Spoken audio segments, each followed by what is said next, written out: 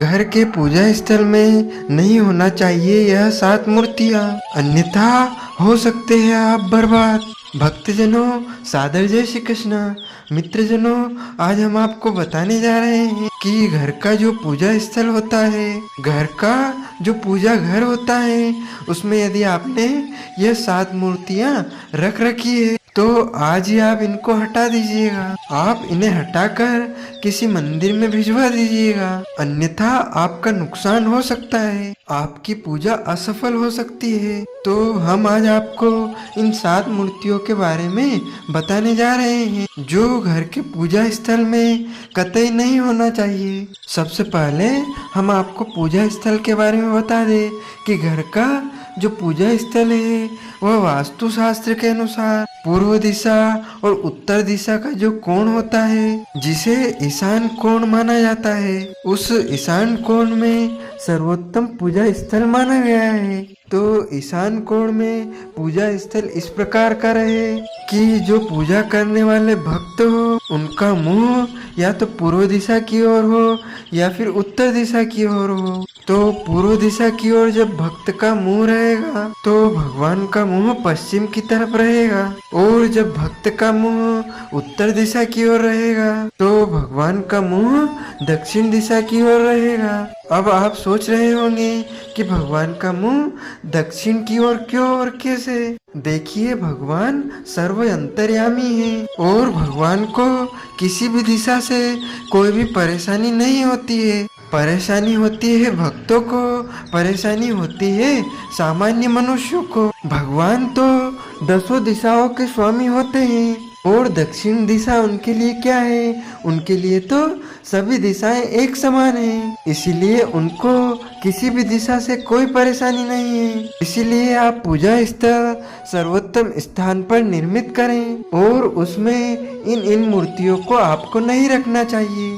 यदि आपके पूजा घर में यह मूर्तियां हैं तो आप उन्हें हटा दीजिएगा, क्योंकि पूजा घर सकारात्मक ऊर्जा का एक केंद्र होता है। वहाँ पर सकारात्मक ऊर्जा व्यक्ति को प्राप्त होती है और उस ऊर्जा को लेकर व्यक्ति जब अपने काम में लगता है तो उसको सफलता अवश्य ही मिलती है। और पूजा घर में आपको इन देवताओं की मूर्तियाँ बिल्कुल भी नहीं रखना चाहिए, क्योंकि इन देवताओं की मूर्ति रखने से आपको क्या हानि हो सकती है यह भी हम आपको बताएंगे। तो सबसे पहली मूर्ति है नटराज शंकर की मूर्ति। नटराज का अर्थ होता है नृत्य करते हुए।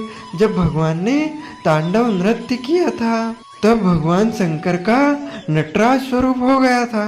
और नटराज स्वरूप की मूर्ति यदि आपके घर में पूजा स्थल पर होगी तो आपके घर में भी तांडव हो सकता है, आपके घर में लड़ाई झगड़े हो सकते हैं, पारिवारिक सदस्यों के बीच में मनमुटाव हो सकते हैं और घर में अशांति उत्पन्न हो सकती है। इसीलिए यदि आपके घर में पूजा स्थल पर नटराज की मूर्ति रखी है तो आज ही आप उनको किसी मंदिर में ले जाकर दान कर दीजिएगा। दूसरी मूर्ति है माता महाकाली की।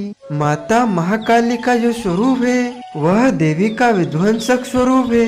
राक्षसों का उन्होंने संहार किया था और राक्षसों के संहार करने के लिए ही देवी दुर्गा ने महाकाली का स्वरूप धारण किया था। और महाकाली अत्यंत क्रोधित अवस्था में रहती है और क्रोध अवस्था में देवी की मूर्ति घर के पूजा स्थल में नहीं होना चाहिए, क्योंकि घर में आपको सौम्य मूर्ति ही रखना है। आपको क्रोध में कोई भी देवी देवताओं की मूर्ति वहाँ पर नहीं होना चाहिए। यदि क्रोध मुद्रा वाली मूर्ति यदि घर के पूजा स्थल में रहेगी तो परिवार में, घर में क्रोध की बढ़ोतरी होगी और बात बात में घर में गुस्सा उत्पन्न होगा।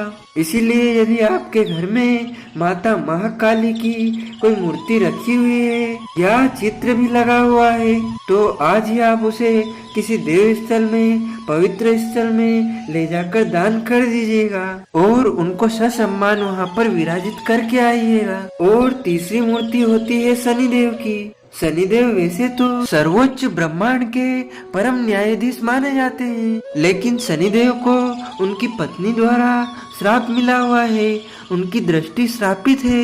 उनकी पत्नी ने उनको श्राप दिया है कि जिनके ऊपर आपकी दृष्टि पड़ेगी उसका विनाश हो जाएगा। इसीलिए शनिदेव की मूर्ति यदि आप अपने पूजा स्थल में रखते हैं तो उनकी दृष्टि आपके घर में आपके परिवार पर पड़ेगी और उससे आपके परिवार की हानि हो सकती है। इसीलिए शनिदेव की मूर्ति यदि आपने अपने घर परिवार में पूजा स्थल पर रख रखी है तो आज ही उसे ससम्मान शनि मंदिर में जाकर स्थापित कर दीजिएगा। और उसके बाद चौथी मूर्ति आती है भैरवनाथ की। भैरवनाथ साक्षात भोलेनाथ के अवतार है और भैरव को तंत्र सम्राट कहा जाता है। जितना भी तंत्र मंत्र यंत्र क्रियाएं होती है उन सबके स्वामी कहे जाते हैं। और भैरव की पूजा करना, भैरव की साधना करना कोई साधारण काम नहीं है। उनके लिए तंत्र मंत्र से ही पूजा की जाती है और तांत्रिक लोग ही उनका विधि विधान से पूजन कर सकते हैं। आप और हम जैसे साधारण व्यक्ति भैरवनाथ की पूजा नहीं कर सकते। इसीलिए आपके घर पर यदि घर पर पूजा स्थल में भैरवनाथ की मूर्ति रखी हुई है तो आप उन्हें ससम्मान किसी मंदिर में जाकर स्थापित कर दीजिएगा। और उसके बाद मूर्ति आती है खड़ी हुई माता महालक्ष्मी की। हर व्यक्ति चाहता है कि उसके घर में स्थायी लक्ष्मी का वास हो, लक्ष्मी उनके घर में हमेशा निवास करे। यदि आप ऐसा चाहते हैं तो खड़ी हुई माता लक्ष्मी जी की फोटो, खड़ी हुई माता लक्ष्मी जी की मूर्ति आज ही अपने घर से पूजा स्थल से निकाल कर किसी देव स्थान, पवित्र स्थान पर रख दीजिएगा। यदि खड़ी हुई माता महालक्ष्मी की मूर्ति या फोटो आप अपने घर में रखेंगे तो आपके घर में लक्ष्मी का स्थायी निवास नहीं हो सकेगा, क्योंकि खड़ी हुई है कभी भी जा सकती है। चलायमान व्यक्ति ही खड़ा रहता है, जो जाने वाला होता है वह खड़ा ही रहता है और जो बैठा रहता है वह स्थिर रहता है। इसलिए आप माता महालक्ष्मी की बैठी हुई मूर्ति रखें और इनके साथ साथ यदि आप माता महासरस्वती और गणेश जी की मूर्ति रखना चाहते हैं तो अति उत्तम रहेगा आपके लिए। लेकिन ध्यान रखें उनको भी आप खड़ा ना रखें। यदि आपने इनको खड़ा रखा तो आपके घर से जो है समृद्धि चली जाएगी। इसीलिए आप गणेश जी, माता महासरस्वती, महालक्ष्मी इन तीनों की मूर्तियाँ बैठी हुई रहेगी तो आपके घर में स्थायी लक्ष्मी का वास होगा। इसके बाद क्रम आता है राहु की मूर्ति, क्योंकि राहु नामक जो दैत्य था जिसे समुद्र मंथन के समय भगवान विष्णु ने, श्री हरि ने 2 टुकड़े कर दिए थे। सुदर्शन चक्र से इनको काट दिया था। इनमें एक का नाम हुआ था राहु और दूसरे का नाम हुआ था केतु। चूंकि राहु नामक दैत्य ने अमृत का पान कर लिया था इसलिए अमर हो गए और इनका नवग्रह में स्थान प्राप्त हुआ। लेकिन राहु और केतु दोनों को विध्वंसक माना जाता है, इसीलिए राहु केतु की भी मूर्ति आपको अलग से घर में नहीं रखना चाहिए। यदि अपने नवग्रह यंत्र की स्थापना घर में की है और उसमें राहु और केतु का चित्र आता है तो उसका कोई दोष नहीं है। लेकिन अकेले राहु, अकेले केतु की मूर्ति घर में पूजा स्थल पर नहीं होना चाहिए। सामूहिक रूप से नवग्रह आपके घर में हो सकते हैं, लेकिन अकेले राहु केतु आपको स्थापित नहीं करना है। तो मित्रों, हमने आपको जो है 7 मूर्तियाँ बताई है। यदि आपके पूजा स्थल, पूजा घर में है तो आप इन्हें तुरंत हटा दीजिएगा।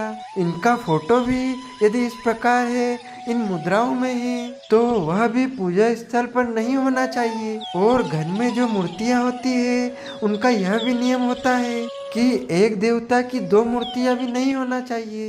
एक देवता की 2 मूर्तियाँ यदि रहेगी तो उनसे घर में जो है मन मुटाव रहेगा, परिवार के सदस्यों में तनाव उत्पन्न होगा, घर में अशांति उत्पन्न होगी। इसीलिए आप घर में एक देवता की एक ही मूर्ति रखें। और शिवलिंग की जहाँ तक बात है, शिवलिंग की पूजा घर में करना चाहिए, उसका कोई दोष नहीं है। लेकिन अंगुष्ठ प्रमाणम अर्थात अंगूठे के बराबर शिवलिंग के पूजन का ही घर में विधान है। इनसे बड़े शिवलिंग की पूजा का विधान देव मंदिर में, शिव मंदिर में, शिवालय में ही किया जाता है। इसीलिए आप देख लीजिए आपके घर में अंगूठे से बड़े शिवलिंग तो नहीं है। यदि अंगूठे से बड़े शिवलिंग है तो आप उन्हें आज ही मंदिर में पहुंचा दीजिएगा। और घर में भी आपको एक शिवलिंग ही रखना चाहिए, एक से अधिक नहीं रखना चाहिए। तो मित्रों, हमने जो जानकारी आपको दी अच्छी लगे तो उसको अधिक से अधिक शेयर कीजिएगा,